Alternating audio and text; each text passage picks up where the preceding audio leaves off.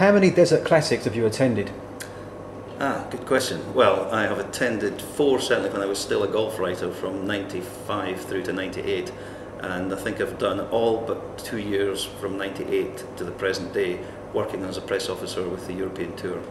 Do you enjoy the desert swing section of the European Tour? Oh, I absolutely love it. If you live in the UK at this time of year, there's nothing better to get some sun on your back, and I've enjoyed being in Abu Dhabi, Qatar and also Dubai, but there's something special about Dubai because it's now so well established, 21 years down the line, and I've been able to witness, as many people have, the rise of Dubai in terms of the building, the structure. I came out here and the Jebel Ali Hotel seemed to be miles from anywhere else, and now we've got all the high-rise flats just within touching distance of the Emirates Golf Club, and it's always a wonderful thing to be surprised. You come back, you see the Burj Khalifa and marvel at what the architecture and what they can do out here.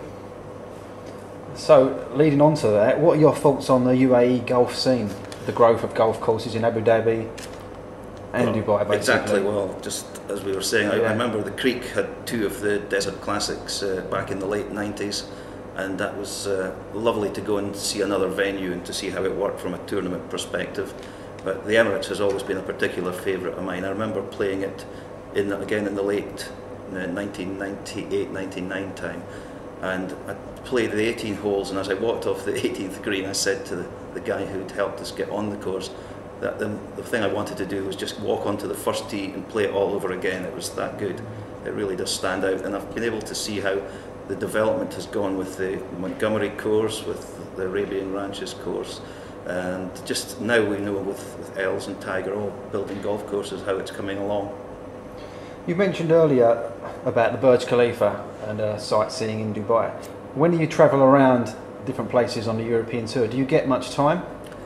Sadly, it's usually airport, hotel, golf course, back to hotel, and finally airport again. But yes, I do.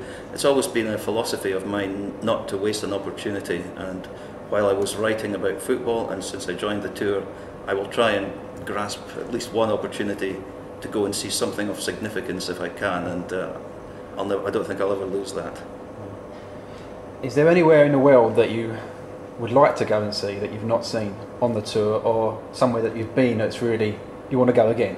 2 easy answers there. The one where I've been, the Masters at Augusta. I went there in 1996 for the first time, working on behalf of the Daily Record newspaper in Scotland.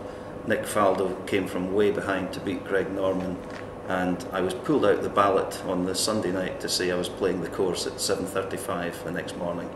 And it's fair to say there was a certain buzz that went through my body at the thought of watching that amazing last day's golf, then knowing that I was going to follow in their footsteps the next day, and it was everything I thought it would be.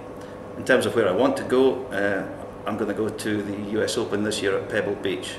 It's a venue I've never seen other than TV, but it looks so spectacular. I'd hate to get through my entire career without ever going there, and that's highest on my agenda this year. Well, that leads me on to a next question. Are you amazed by the growth of the European Tour? We mentioned it earlier as well, but I mean, there's so many tournaments now across the world. Are you amazed by that? I'm amazed but not surprised, and the reason I say that is because I think there's a certain integration between all the European countries. We get on very, very well together, and that shows in the Ryder Cup that there are no boundaries between the UK or France and Germany and Spain and Italy. And I think the fact that we're prepared to travel a lot, we're encouraged to enjoy the cultures, the new languages, new facilities, new venues, and I think in some places, and possibly the PGA Tour, they like to stay within their own boundaries, and I don't think Europeans are particularly worried about that. They like to experience new places, new ideas, new conditions, and that shows with the growth of the European Tour.